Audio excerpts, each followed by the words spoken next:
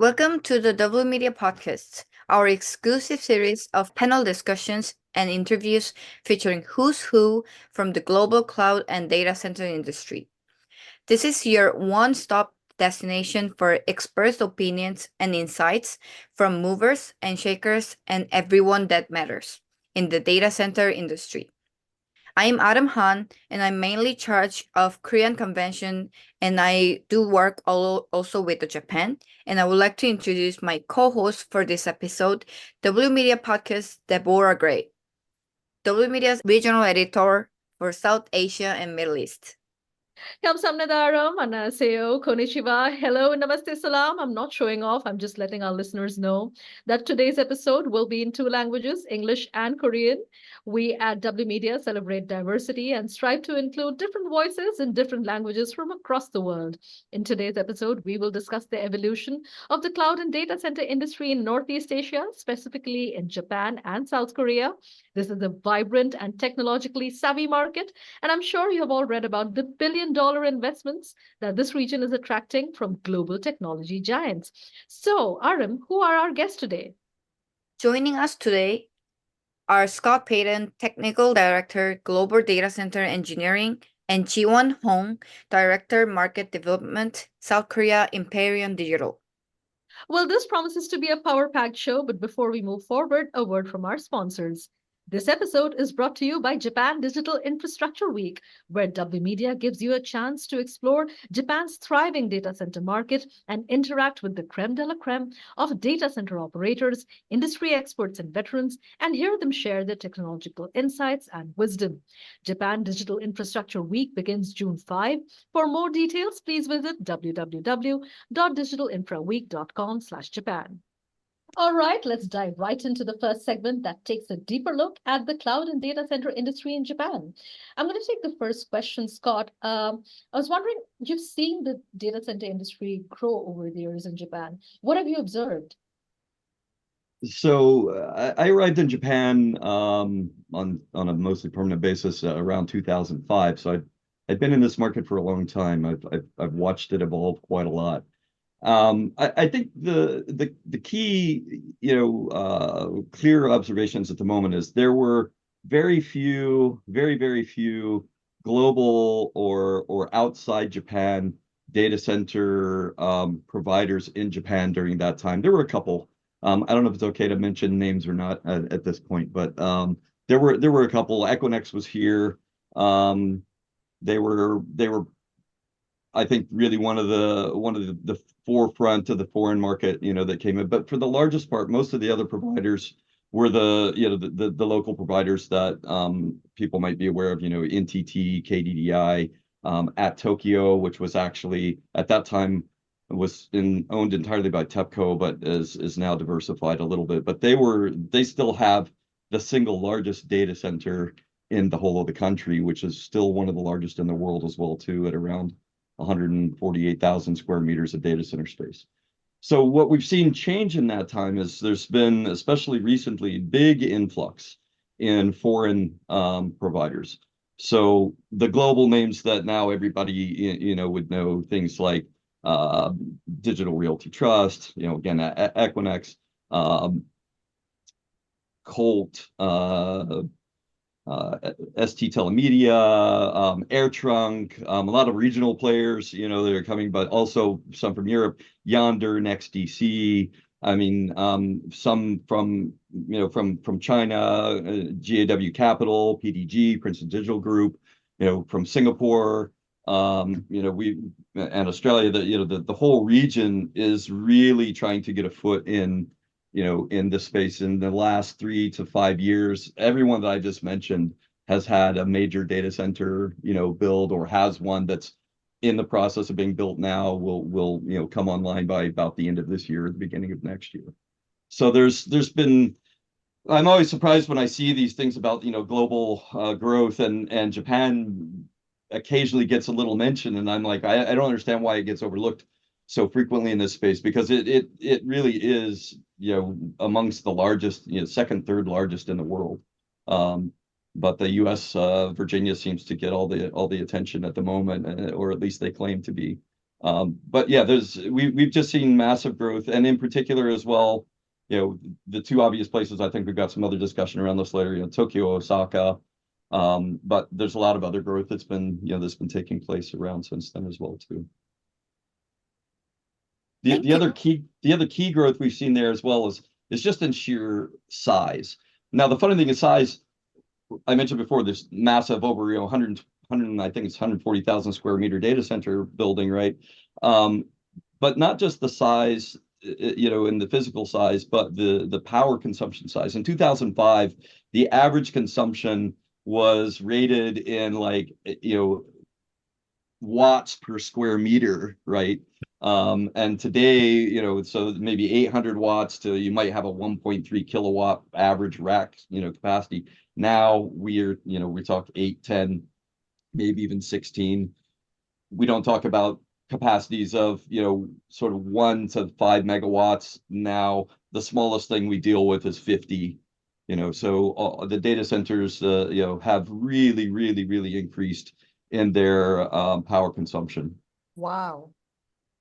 So smallest ones, 50, 60 megawatt are the smallest facilities that we see. And that's being, again, jumping ahead, probably driven a lot by the hyperscalers. And, you mentioned colo and hyperscale earlier, but there's really very little distinction between the two at this stage. A few hyperscalers have their own data centers, but most of them also operate in hosted data centers that are being run by somebody else. You can't build it fast enough here right now. Thank you. So definitely foreign providers should know a lot of Japan DC industry in order to come into this competitive market. So moving on to the second questions, Japan is also one of the most expensive place in Asia Pacific to build and operate a data centers. Are DC operators struggling to maintain these costs and efficiency in such an environment? That's a great question, actually. And if you look at the study that was produced by CBRE recently, and I think they said the same thing last year, but when I read it recently, one of the things they note about the Japan market in terms of cost versus other markets is that other markets, and not just in Asia, but around the globe, year over year, the cost to build a new data center increases by about 12%. In Japan, that increases 30%. And Wow. there are many drivers around why that is the case and why that's somewhat unique to Japan. But one thing that foreign entrants should keep in mind in particular is that the biggest mistake I see being made when another organization company tries to enter the Japan data center market is they have their process wherever they use it, and they go, we have to do it this way here. And by that I mean in particular how construction is planned, is executed, how sites are selected and built, and how contracts are created and contractors are selected. Japan's potentially, I don't know if they're specifically unique, but they certainly have very specific processes that they follow, especially when you're utilizing the local resources in terms of general contractors and the subcontractors, fit out contractors. And if you just go with the flow, follow those processes, let them lay out how they would execute it, you will do yourself a big favor in terms of the time. Adjust to them rather than trying to make them adjust to your processes. We've seen it. I advise all the time organizations when they come in to do this. Some listen, some don't. The ones who don't, it winds up taking them longer. They're like, but our process is so fast, we do it this way. And I'm like, that might be true in your other parts of the world, but in Japan, you're a salmon swimming upstream now. You're really fighting a process, and that slows it down and it increases the cost. When in Rome, they say, do as the Romans do. So when in Yeah. Japan. Yeah, I just can't stress that enough. If you're a foreign entrant looking to come into Japan at this stage, this is one of the single most important things you can do is understand that their process and see how you can adapt yours to fit that, because it will happen faster, smoother, and at a lower cost. That's awesome. But apart from Tokyo and say to an extent Osaka, which are again seen as expensive markets, there are some emerging markets as well. What do you have your eye on? within Japan, there are a number of really good markets that are coming up.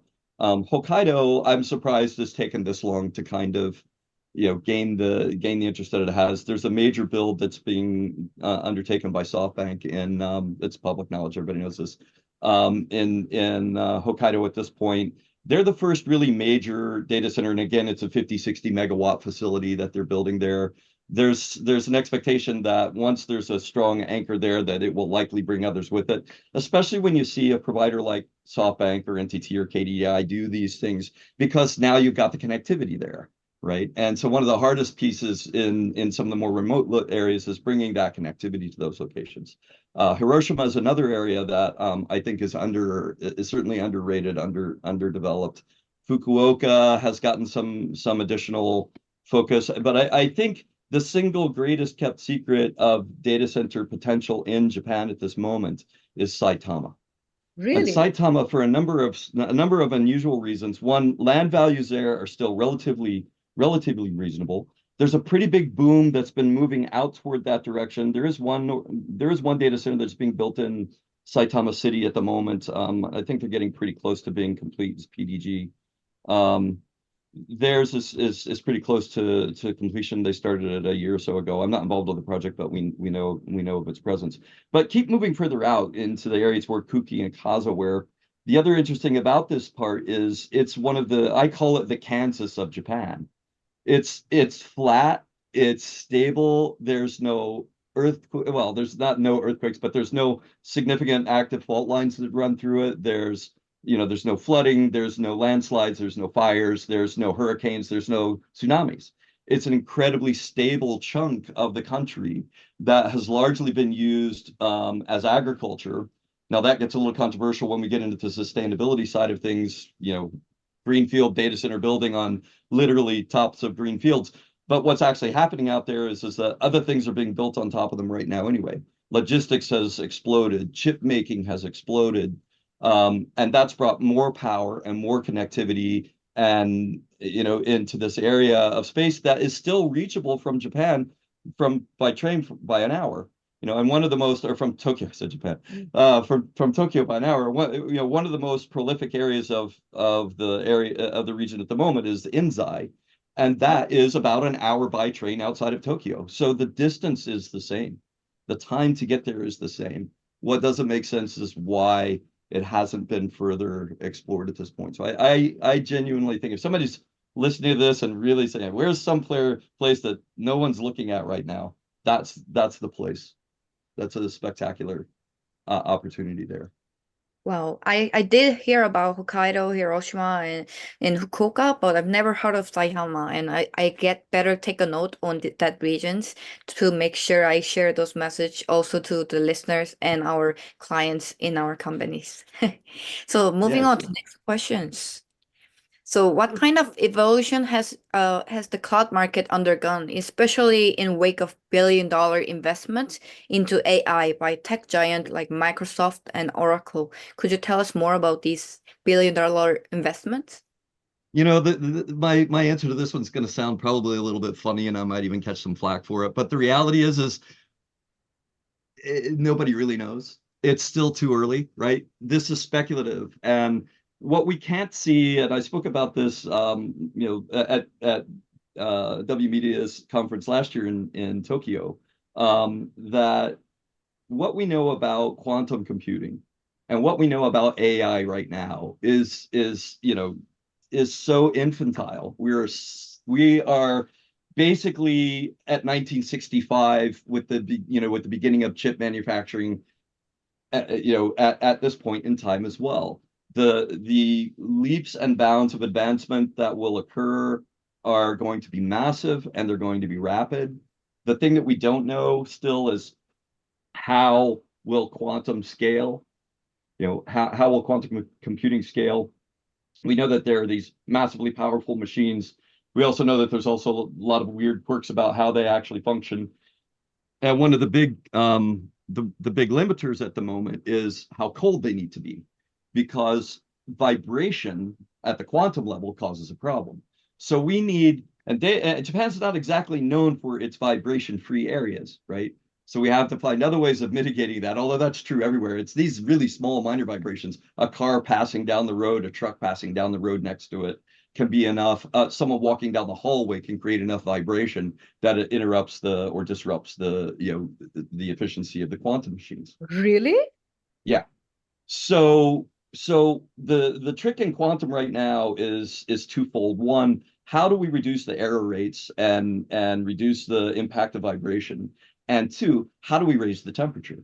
Because these are essentially running on liquid nitrogen. So if you think 22 degrees in a data center is cold today, and it is, when you start looking at the cooling systems that are required to allow quantum to function, it's direct refrigerant cooling, liquid nitrogen refrigerant cooling on these things in order to keep them running. So that's why there's been a lot of discussion about this race to room temperature semiconductors and stability and that sort of thing, because the more we can bring that temperature up, the more we can reduce the actual error rate in them.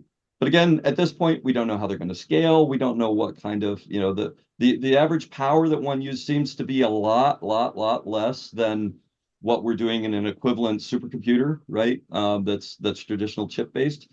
But there's a quirk to that as well too. We've seen this in the past. Everybody said, "Oh, look, densities are increasing. We can do so much more. We don't need a rack for this anymore. We only need 3 or 4 U."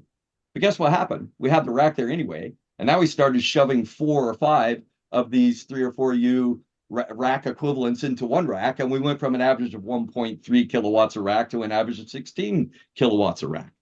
So human nature is, if we have the space and we have the power and we have the cooling and we can make this work, we're just going to keep shoving more and more and more at this. It has never shown me any time since 1965 where the pace of technology has gone backward. It might have slowed with Moore's law as we got closer to the 3-to-1 versus 2-to-1.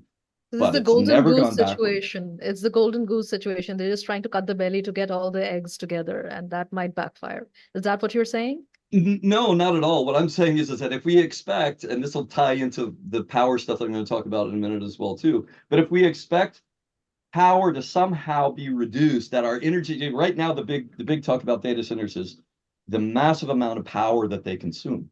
True. And if we're looking at quantum as a solution to that, because they're only 20 kilowatts to the equivalent of what maybe 2 megawatts is doing, it's not going to be the answer. Because as soon as we have that, as soon as we can scale that to 2 megawatt, we will.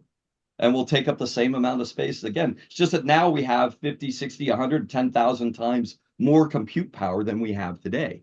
And that's exactly, if you follow that scale of doubling year over year over year. If you look at 1965, at Moore's law, the original chip had something like a little over 1,000 transistors on it. If you look at the massive, top-end Xeon processors, multi-core processors today, they have billions, like 31 billion transistors on it.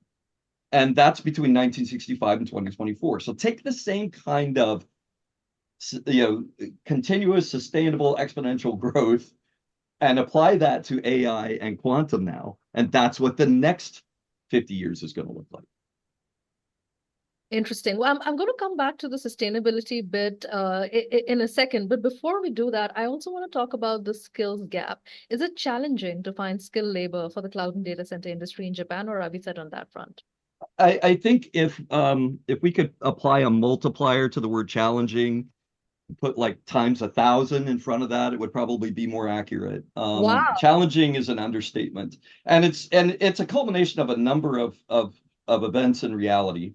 One of them is COVID, and it's still the impact of the longer lasting effects of the impact of COVID. Because when Even COVID now? occurred, yes, because when COVID occurred, when you look at the construction industry here, a large part of that construction industry is serviced by foreign workers. And when COVID came, they made them all leave. They all had to go home. Work stopped. They sent them away. Their visas were all canceled. Not just they expired, they canceled them. So the whole process had to start over again. Decades of bringing people into the country essentially had to start over again. So you couple that with one of the things COVID did was it amplified the requirements for data centers. We need more, we need bigger ones, we need faster ones, that rush to build. And I joked around last year at the conference here that it wasn't a joke, but I mean, it was comical nonetheless.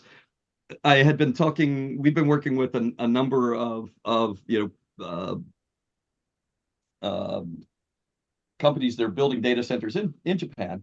And we found in one we were working with that basically the general contractors, this is in 2023, all said, talk to us in 2025, because they were completely booked out through 2025.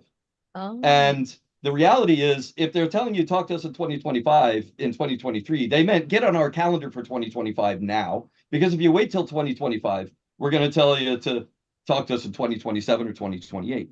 Wow. And this skill shortage is caused by, so first of all, COVID is one of them, and then trying to get people in. Second of all, is the data center boom itself. And then you have that, there's a whole massive skill set that goes along with that. Third, in particular, well, in 2025, the World Expo is taking place in Osaka. So all the construction companies in Osaka were busy focused on that. In Tokyo, they're undergoing a once in a century rebuilding of the city. There's a retrofit or a lift of Tokyo city build that's going on, and that has all of the major contractors, general contractors, the big major construction companies engaged as well too, and they're struggling to get labor for it. So if you just look at the labor market for construction, it's massively underserved right now. But what And about then the labor you market add, for the technology experts? Because this yes. requires, yeah. And then you add that on top of it, and there are even fewer available, because even in those other areas, all of that technology is still required. You still need people who understand data cabling and data and networking and office setups in hotels and offices in residential towers. So those talents are already engaged in those projects. And now you bring an even greater demand for data center, which has its own slow roll process as well too, and has a much more rigorous requirement around what a data center is. A lot of people who aren't used to doing this, and I'm talking people, major construction companies, are their first time they build a data center are shocked every time by how much more rigor there is behind it. Because you now can't just have, if you have a high-rise office building and the power goes out in that building, it might be inconvenient.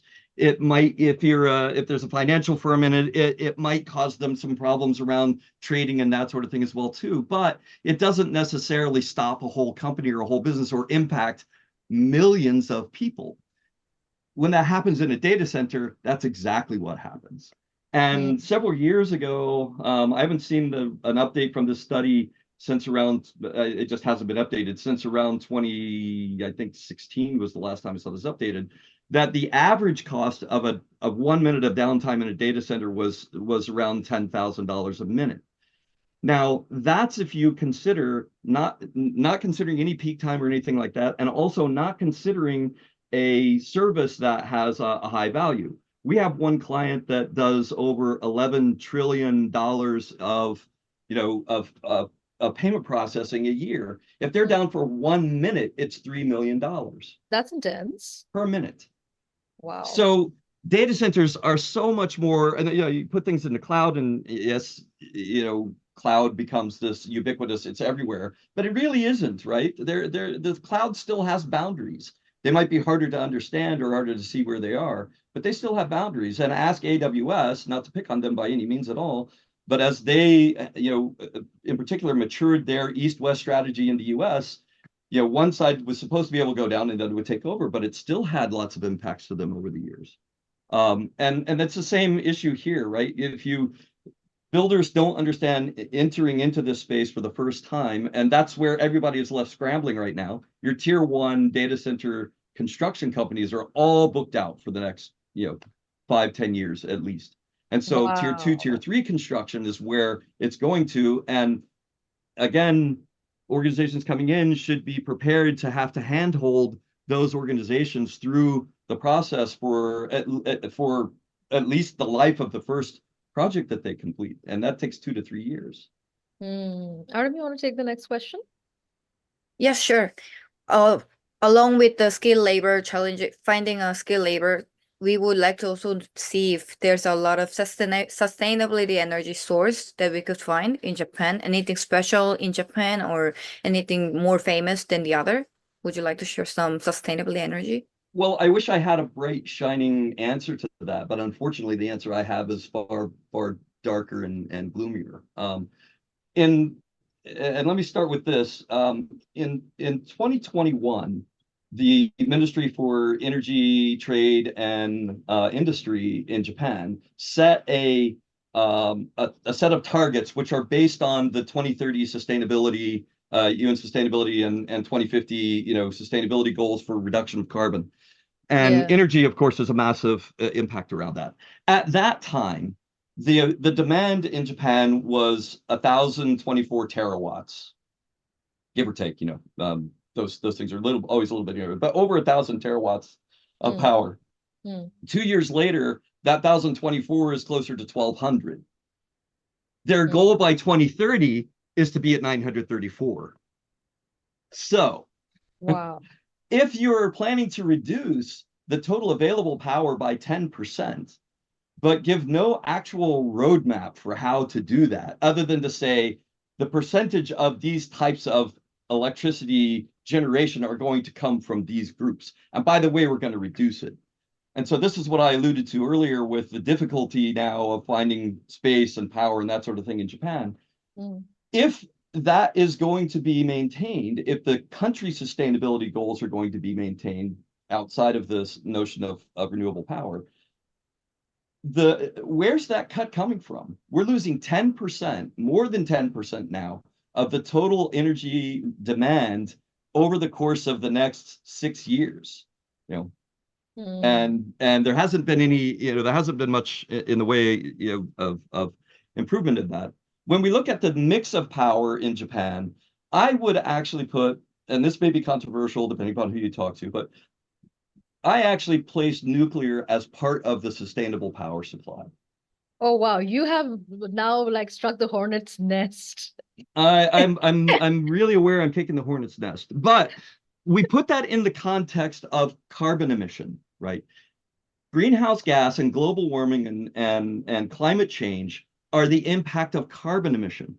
And nuclear actually has a much smaller footprint, carbon emission, even than solar or wind. Wow. Okay? Really? Really. And part of the problem is when it comes to this discussion about sustainability, everybody wants to keep this too simple, and you can't do that. There was an old saying by Einstein: everything should be made as simple as possible and no simpler. This is exactly a case where people are trying to make it simpler and it doesn't work. So what happens in this case is, what we don't talk about are things like embodied carbon.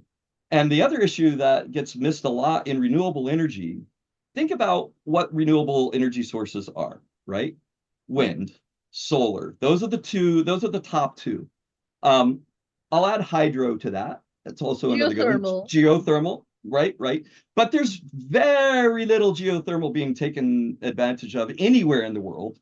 A little bit, but very little, on the scale of things. When we look at the total distribution, and Japan, which has all these natural hot springs and things running underneath it, and geothermal has almost none, it falls in the less than 1% of the total.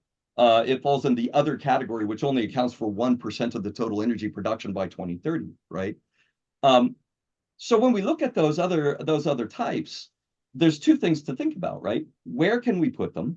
And in Japan, that's a huge challenge.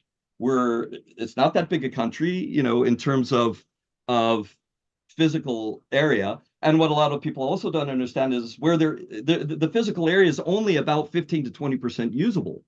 The other 80% is essentially unusable. It's massive mountain peaks with hillsides that slide off and terrain that you just can't navigate. So you can't build even solar and wind on the sides of these areas. So, and then we have a very small amount of area that's being used for agriculture, and so you want to take that over for solar or wind.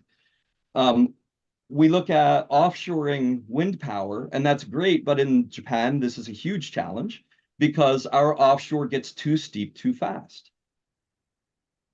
So there's very little opportunity compared to a lot of other nations, like, compared to someplace like Ireland or England. Their shores are relatively shallow. They have lots of space to be able to do this, and they're taking advantage of that. That's great. Japan doesn't have that same capability. So when we look at the whole picture at the moment, coal, natural gas, and oil accounted for like around 75% of energy production in Japan. And you also have to realize that in all three of those cases, those are all imported. So importing increases the carbon footprint with those because now you have to transport them here as well. So you've got all the cost and the creation of that. Nuclear accounted for 6%. Now nuclear was at 30% prior to 2011.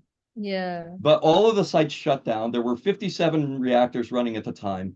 At the moment, they are back up to 17. And when we look at the 2030 plan, the maximum there still is only 20 to 22% nuclear by 2030. So it doesn't even reach back to where it had been prior to 2011, right? Well, this is controversial, but at least there is a conversation going on, right?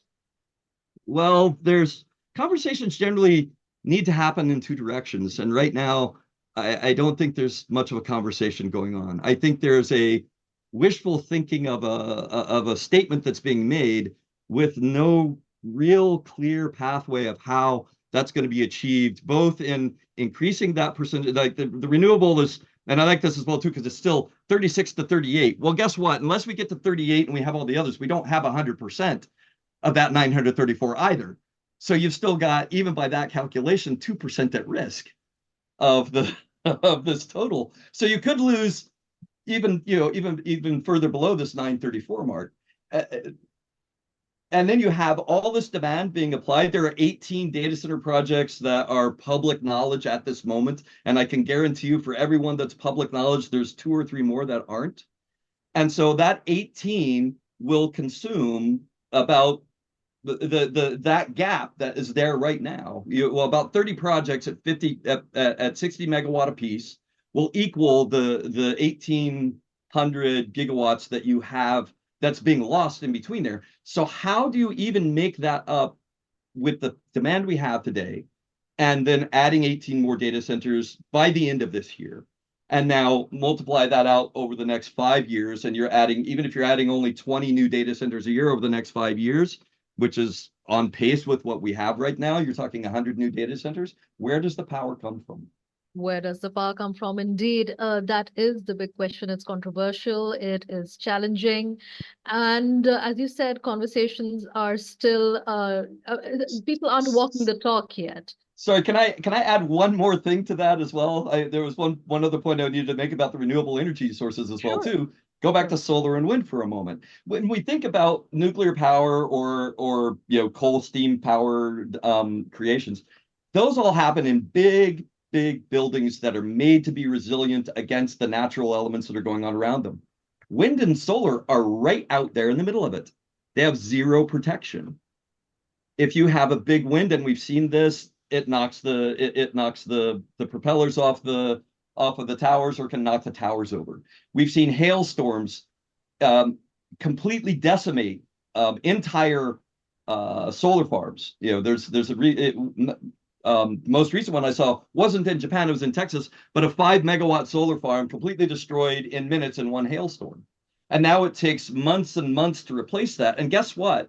When we talk about all this great power that, this clean power they created, manufacture of the panels, of the trucking them there, of the installation of all the things, again, that embodied carbon is where the real problem in sustainability actually rests. And when we look at the energy side of that, that's only 20% of the equation. If we made this perfect, if we could get all power completely pure, we would still have this 80% of embodied carbon issue to deal with. And that's where the problem actually is. So focusing entirely on power and energy as being, cleaner and faster. It might be the low-hanging fruit, but it's not where the real sweeping change needs to be made in order to become a truly sustainable, ecosystem. Right. So we still have a long way to go before we actually walk the talk in Japan. But moving on to South Korea, I remember in the office chat a few months ago, you had shared this YouTube video of a television commercial that's popular in South Korea, and it stars top K-drama stars like Bong Yoo and Lee Dong-wook, and they were talking about immersion cooling in data centers. And I'm really curious, are topics like sustainability so common that they form dinner table conversations in South Korea? How vocal, and more importantly, how you know, uh, how much does the public know about these things? How vocal are they? Yes, definitely. They used Gong Yoo and Lee Dong-wook in this kind of advertisement, and I think they want to make public more known with these new technologies like immersion cooling. We are in data center industry, and that's why we are aware of these new skills. But I guess they're using these two celebrities to make public more well known with what data center is and what kind of new technology people are preparing. And not only these two celebrities, but a lot of companies in Korea, they're mentioning a lot of sustainability and using those green in their own advertisement. And I think a lot of public are not just in DC, but like overall companies are very interested in knowing more and spreading words with using more of sustainability and using less of like recycling more and being more green. Excellent. Well, that is a great way to segue into our next segment on South Korea. But before that, let's have a word from our sponsors. Thank you. This episode is brought to you by Korea Cloud and Data Center Convention, where W Media bring together the best and brightest industry leaders and technology experts from South Korea and global. And in cloud and data industry for power-packed panel discussion and informative session with keynotes. And this Korea Cloud and Data Center Convention will be held in COEX on August 23rd. So please do mark your calendar, and for more details, please visit our W Media website.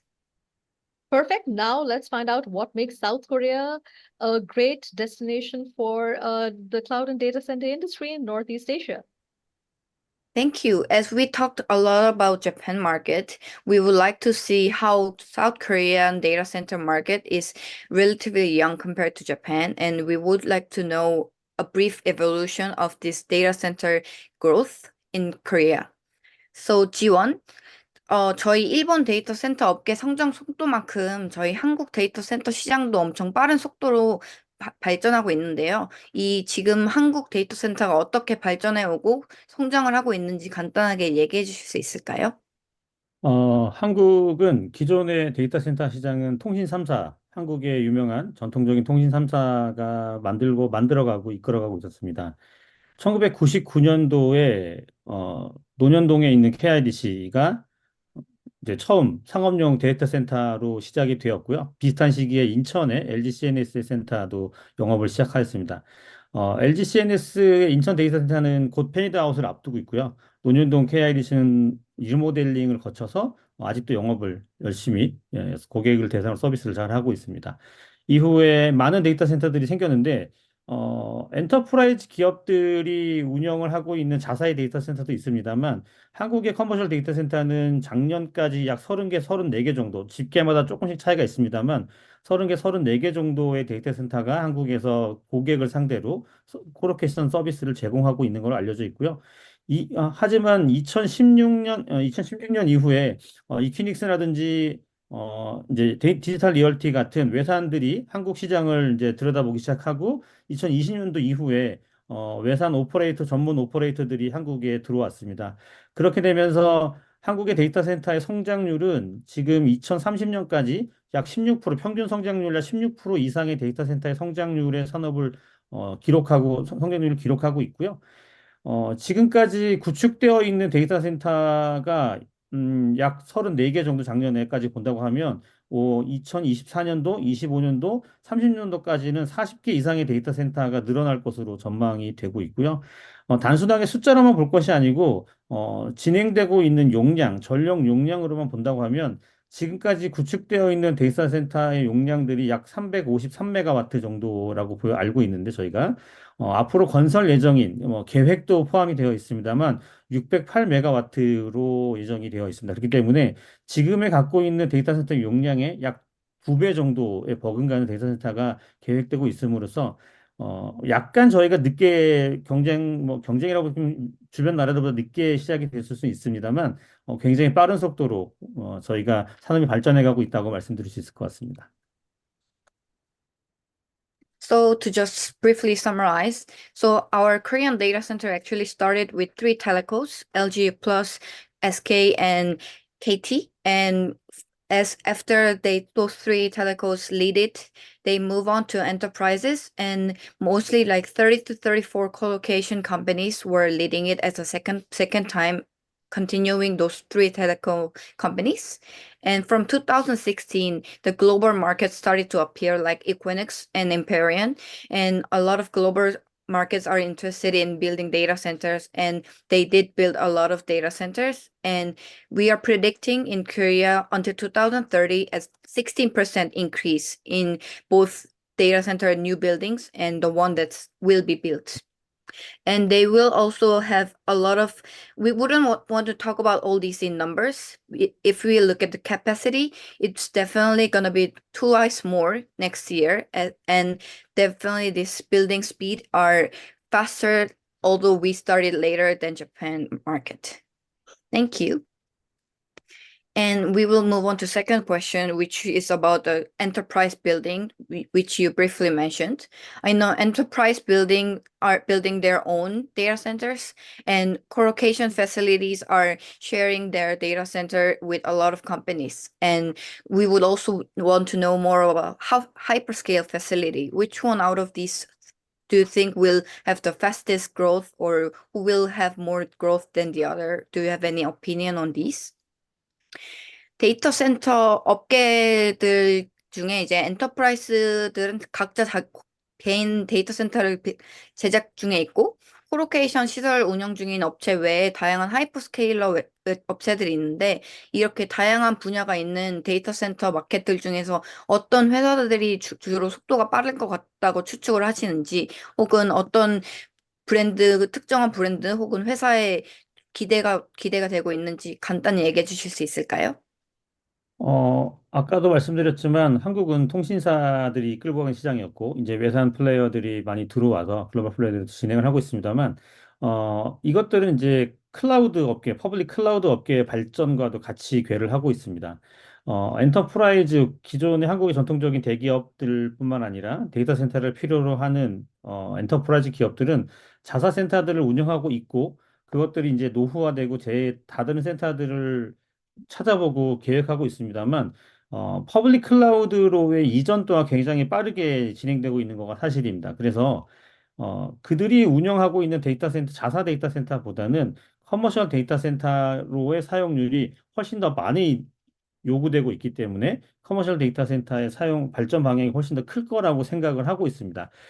그리고 한국도 이제는 인건비가 싼 나라이거나 뭐 땅값이 싼 나라이지 않기 때문에 이런 것들을 가지고 하이퍼스케일 아니면 뭐 조금 작은 용량의 데이터 센터들을 계획할 수도 있습니다만, 지금의 경제 상황들과의 뭐 살펴본다고 하면 지금은 최소한 20메가에서 40메가 정도 이상의 하이퍼스케일급 매시브급 이상은 되어야 커머셜 데이터 센터에 굉장히 프라핏을 맞출 수 있지 않을까 다들 예상을 하고 있습니다. 그래서 어, 커머셜 데이터 센터의 발전 속도 훨씬 빠를 거라는 거. 그다음에 그거에 마찬가지로 하이퍼스케일급 데이터 센터가 훨씬 더 많이 생길 거라는 거가 이제 예측을 할 수 있습니다.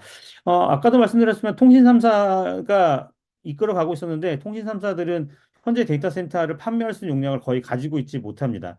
저희도 그렇고 여러 조사 기관에서 발표하고 있는 시장 수치들을 보면 지금 작년까지 데이터 센터의 공신률이 약 4%에서 5% 정도 한국이 보여지다가 올해 초 약 7%에서 9%까지 좀 늘어난다는 발표들이 있는데, 이런 것들은 보면 올해 새로 오픈되는 데이터 센터들이 늘어나면서 보여지는 일시적인 현상이라고 생각이 되고 있습니다. 클라우드와 AI의 웨이브 폭발적인 수요 때문에 데이터 센터는 계속 모자라지 않을까 생각을 하고 있고요.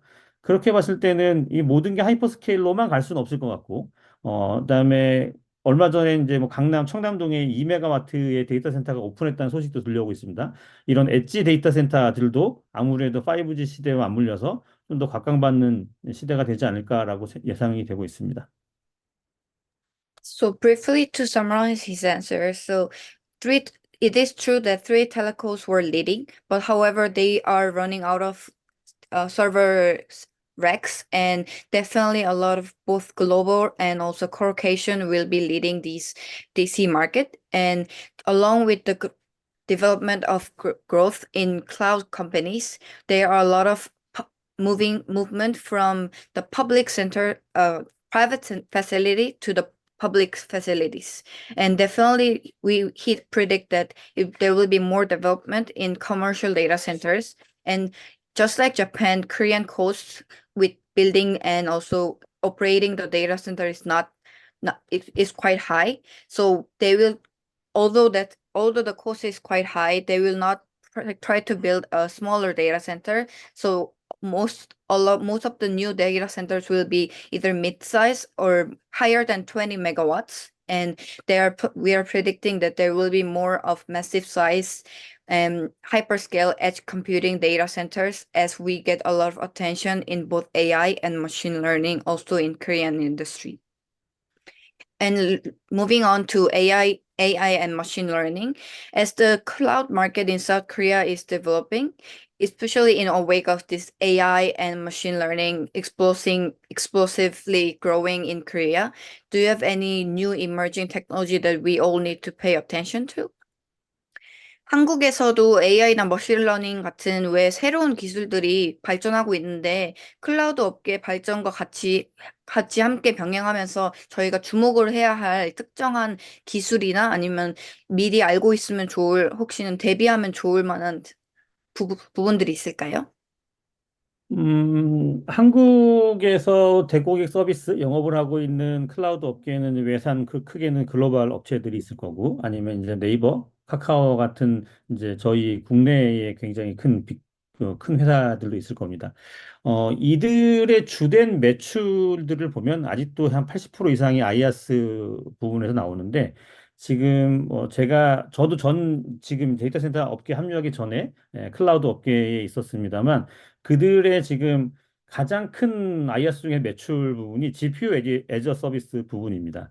한국에서 늘어나고 있는 굉장히 폭발적인 수요의 AI나 HP 시장의 수요들을 엔비디아라든지 AMD의 물량으로만은 맞출 수 없기 때문에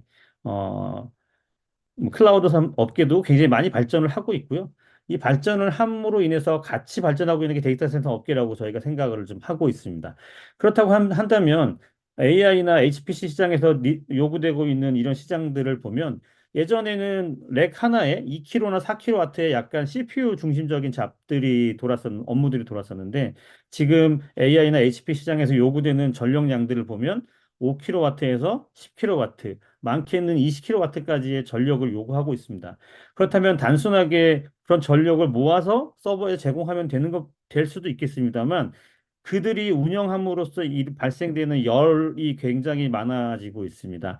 아까 좀 전에 일본 이제 시간의 마지막에서도 나왔던 공유라든지 우리나라 셀러브리티들이 이제 광고에도 나왔던 것들이 SK 자회사에 있는 화학회사, SK가 우리가 알고 있으면 텔레콤으로 유명합니다만 SK 모체는 원래 화학회사였죠.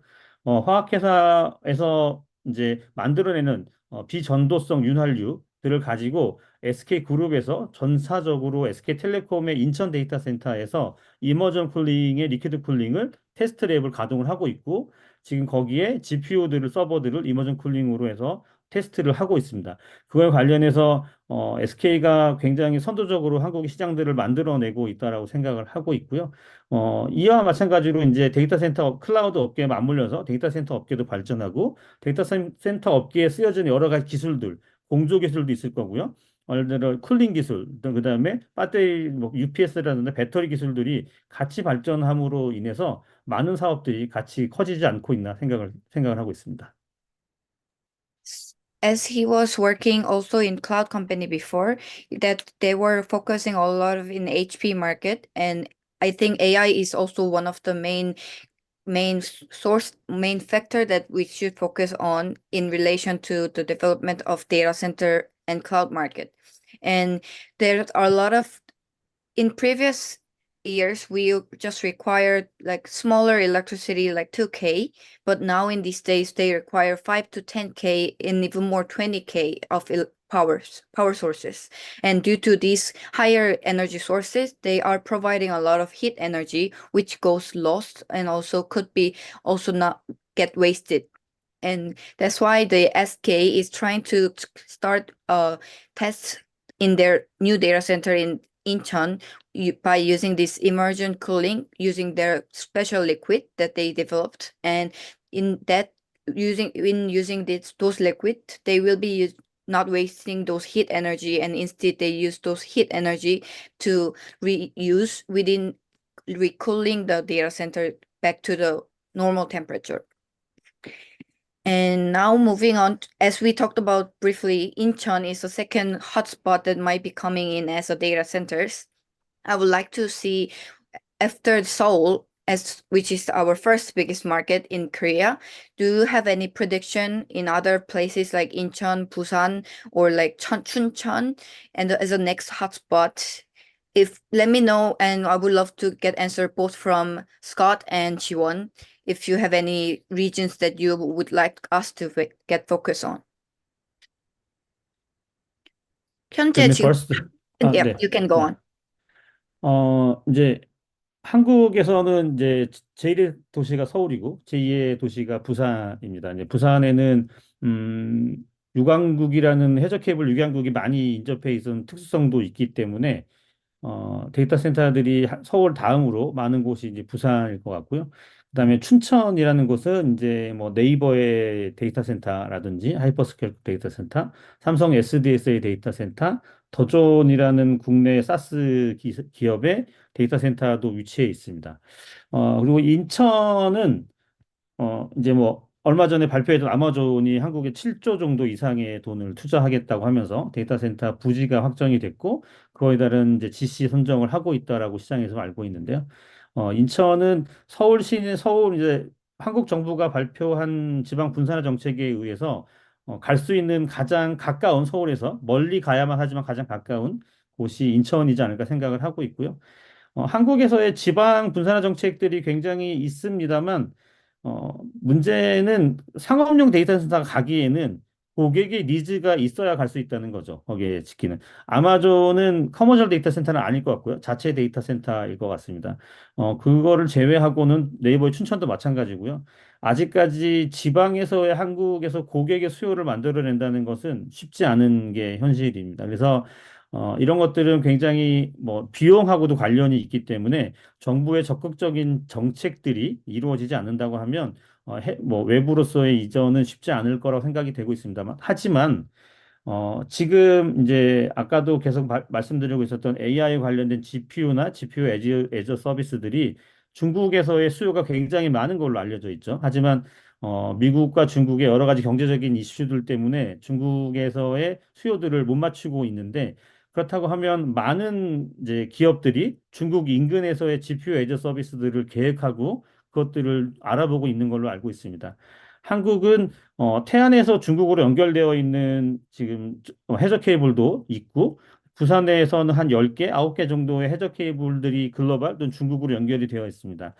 이들을 활용할 수 있다고 하면 GPU 애저 서비스들을 중국이나 관련된 기업들을 대상으로 하는 GPU 애저 서비스들을 충분히 고려해 볼 수 있기 때문에 또 다른 수요를 만들어낼 수 있지 않을까라고 생각을 하고 있습니다. So briefly to summarize his answers, he think the second biggest city after Seoul will be Busan, and I think Busan have a lot of data center as well. And the reason why people get focused also in Chuncheon is we have a company like Naver, Samsung, and Dojun cloud company in having their own data center in those areas. However, if we are trying to seek for the nearest space after Seoul, which will be Incheon, and that could be one of reason why Amazon Web Service did a quite big deal recently.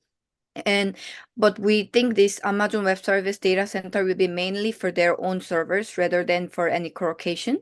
And it is challenging definitely for Korean DC company because a lot of co-location end users wish to have their data center within Seoul, which that's where their office are located. So that will be a lot of challenge, and this cannot be overcome if we don't get any proper government new law which actually support these co-location end users to move on either their office to the area near Seoul or outside Seoul. And the other way we could focus on this DC industry is having more attention on these GPU needs in China area. And because Korea have a submarine cable going from Korea to China over under the sea, I think if they pay more attention to these needs in China market in finding this GPU, then we could definitely overcome and have more data center outside Seoul too. And I would love to have some answer from Scott too. What do you have any ideas which regions your Japan are also interested within Korean region? Yeah, there's two others that I would suggest are, of interest. Again, sort of one that might be a little bit more obvious, and that, being Busan for the same reason. There's undersea landing cable, stations at that location. So it's much in the same way that, Osaka, even though the cable comes a little over from Osaka, it's very near there. So they have the landing stations in that area. Busan area, I think, would be another similar location, especially where latency is considered. The other area that's a little bit more like the secret place that I think just thinking about the region, I think Daegu would be another interesting region for data center growth, especially if the other areas start to become limited in space that's available and that sort of thing. There's also, I mean, in addition to the sort of typical things there's a lot of government and military installation in that area that I think would make it easier to, again, have the data connections and the things like that you actually want to make an area desirable. So a little bit unusual in the way of thinking about why you might pick that area, but I would see that area as being another potential if you start to really run out of room. Yes, I actually saw some companies in Daegu area as well, and because we have like a KTX which goes really fast, and it might have same amount of time that you take to go to the office in Seoul, because there's a lot of traffic in Right. Seoul, so that might make sense why some data centers might try to build their in Daegu as well. Yeah. And leading to the next questions, just like how we had some struggling in finding professional, trained, highly skilled personnel in Japan, we are having similar issues even in Korea. And I would like to ask Jiwon about this question. 지금 현재 데이터 센터 업계에서도 데이터 센터에 전문적으로 일할 수 있는 인력들이 많이 부족하다고 들었는데, 이 어려움을 어떻게 극복할 수 있을지 혹시 개인적으로 알고 있는 해결책이나 아니면 제안할 수 있는, 저희가 좀 도움을 줄 수 있을 만한 방법들이 있는지 한번 궁금합니다. 데이터 센터 업계는 굉장히 복합적인 산업의 결정체라고 저는 생각을 하고 있습니다. 우선 데이터 센터 건물 자체는 굉장히 높은 비용에 굉장히 많은 경험을 요구하는 건축물일 것 같고요. 물론 이 건축까지 진행하기 전에도 뭐 정부 관련 부분의 허가도 필요할 것 같고요. 우리나라는 독점 전기 회사이기 때문에 한전과의 계약도 좀 필요하고요. 그다음에 내부적으로 굉장히 많이 들어가는 비용들에 대한 회사의 투자를 이끌어내는 점도 필요할 것 같습니다. 이후에는 뭐 어떤 센터와의 어떤 차별점을 가지고 어떻게 데이터 센터들을 건설하고 운영할 것인가에 대한 것들도 고민을 하게 되는데, 이렇게 굉장히 많은 연관되어 있는 업무들이 있다고 생각이 되면, 특히나 운영되는 분야들도 보면 건축이라든지 기계, 그다음에 소방, 전자에 관련된 여러 가지 분야의 운영의 기술들이 필요하다고 생각합니다. 그리고 고객들이 데이터 센터를 단순하게 사용하는 것뿐만 아니라 굉장히 요새는 뭐 4차 산업혁명 시대를 이루어서 언택트, 그다음에 원격에서의 지원을 받을 수 있는 이런 고객 포털로 관련된 운영들, 그다음에 고객이 나의 자산들이 어떻게 운영되고 있는지 실시간으로 확인되고자 하는 데이터 센터에 관련된 소프트웨어 기술들도 굉장히 많이 필요로 하게 될 것 같은데요. 지금 아직까지 이제 통신회사들이 아까도 말씀드렸습니다만 좀 끌고 가고 있었던 시장들이 좀 됐고, 다른 글로벌 플레이어들이 들어온 지가 아직 염력이 짧기 때문에 관련된 시장의 사람 인력들이 좀 부족한 것들이 사실입니다. 그러면 저도 다른 업계에서 이제 와서 여러 가지들을 보고 이제 준비하고 있습니다만, 교육 과정들이 좀 아직은 부족하지 않나 생각이 되고 있어서, 그다음에 여러 협회들에서 교육 과정들을 준비를 하고 있습니다. 이것들을 보면 제가 전에 있었던 클라우드나 IT에서도 마찬가지 시간들을 겪었었어요. 거기에서도 숙련된 엔지니어들이 부족해서 관련된 협회들과의 교육 과정들을 계속 만들어냈고요. 그것들에 대한 정부나 관련 업계들의 투자도 이끌어냈었었죠. 그리고 이것들을 어쨌든 교육 과정이 만들어지려면 그것들에 또한 요구도 만들어져야 되는데 그 대상자들의 요구가 만들어지기 위해서는 전시회라든지 여러 가지 컨퍼런스 뭐 이런 것들이 좀 많이 필요하지 않나라고 생각이 되고 있습니다. 그래서 8월 달에 열릴 예정인 W 미디어 행사도 작년에도 있었지만 굉장히 기대를 하고 있고요. 어, 이제 W 미디어에도 제가 부탁을 드리고 싶은 건 어, 굉장히 열심히 잘 하고 계시는데 고객들의 참여가 아무래도 좀 부족하지 않나. 그다음에 학생들이나 좀 젊은 새로 산업 직업의 세계에 들어오시는 여러 가지 인원들이 데이터 센터 업계에 관심을 좀 가질 만한 여러 가지 이벤트 뭐 몇 가지의 거리들이 좀 같이 좀 고민이 됐었으면 좋지 않을까 생각이 되고 있습니다. 네. So as this DC industry requires a lot of professionals from different areas, and that's why it would be important to look for these professionals in each areas within the data center market. And I think it's also because of the COVID effect, where we get a lot of on-tech technologies, and that's why a lot of companies are interested in finding this portal where the users can check their status of their servers throughout their systems, like applications or software. And I think that those are also one of the factor that's really important. And having those associations like Korean KDCEA, where they also conduct a lot of teaching proper lessons with the proper certificate to have more people know about this knowledge in relation to data centers. And he also thanks to us for having conventions and conferences where we could spread words in having these challenges and try to overcome these challenges together. However, he think it would be great if like a university students or maybe like people who would like to know more about these DC markets would also should have more chance to attend event like ours or even any events, offline events, to get to know more attention in this DC industry itself. So that was the last question, and I think it was a quite knowledgeable sessions, both from Japan market and also from Korean market by Jiwon and Scott. So thanks. Scott, do you have any inputs? Scott, do you have any inputs you want to make about the Korean market? Oh, I think I could also see from my side, whenever I go to a meeting or networking, I see a big age gap between people who are really well knowledgeable with DC market and myself.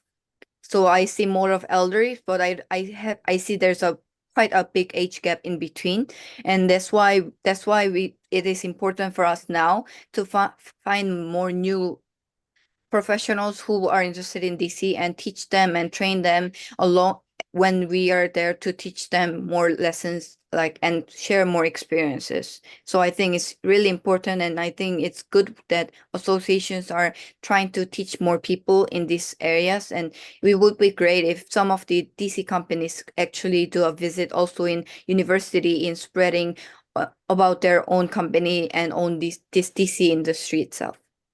Scott, you want to weigh in on that or anything else about the Korean market, your ideas?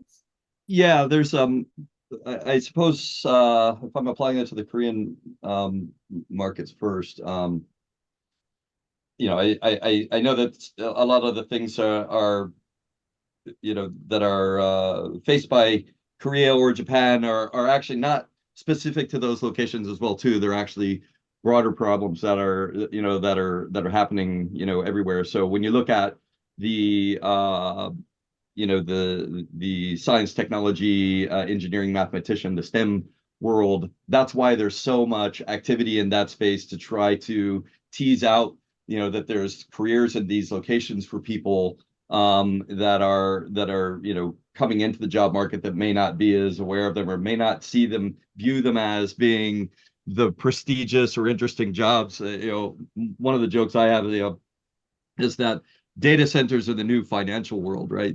The big prestigious jobs used to be held in the investment banks. And now the investment banks work because the data centers work, right? So in many ways, that kind of power shift has moved from you know you know the one industry to more of a what I would call you know a geeky nerdy industry, right? I mean, I have the joke that I use all the time is you know what's the difference between geeks and nerds? And you know my answer to that one is that and you can apply this metaphorically to other areas is that nerds play video games, geeks write them. Right. Wow. So it's the same thing in this space. You know, the geeks are making the data centers. The nerds are using the services, right? And I don't mean that in a disrespectful way at all. It's just how to differentiate the two, right? I consider myself a geek, right? So, but your point about you know this age gap is also one of the things that I had failed to mention in the reason for the rising costs of you know you know in Japan because it's a contributing labor shortage. So supply demand drives that up. And one of the things that's driving that is you know, Japan has a very high age population and it's continuing to age. And that population more and more is moving to retirement. And it genuinely doesn't have the population behind it to support. So another controversial topic here, but the reality is that you know, it's as you mentioned already, it's bad in Korea because you have these age gaps. It's made worse in Japan because the older people are disappearing on top of it. They're you know a lot of them are going you know, are really moving on at this stage. So they're reaching retirement ages and they're passing you know there's no one left to hand that to. So that's really putting far more pressure on the market here, I think, than most people realize at the moment. But it's gaining you know each day more and more and more you know visibility into that particular component of why there's such a labor shortage in Japan and why that cost to build data centers continues to go up. And that's a wrap. Arigato, kamsamnida, shukriya, gentlemen. This was a fun episode, Aram. You were an awesome co-host today. We will be back in 2 weeks with yet another exciting episode of W Media Podcast. Thank you for your time. Sayonara. Annyeong. Bye for now.